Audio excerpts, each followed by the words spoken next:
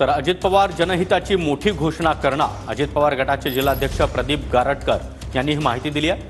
14 जुलैला बारामतीमध्ये अजित पवार गटाची जनसन्मान रॅली देखील होणार आहे। या रॅलीमध्ये अजित पवार नेमकी कुठली घोषणा करणार याकडे संपूर्ण राज्याचं लक्ष असेल। रॅलीच्या माध्यमातून अजित पवार गट बारामतीमध्ये जोरदार शक्ती प्रदर्शन करणार आहे।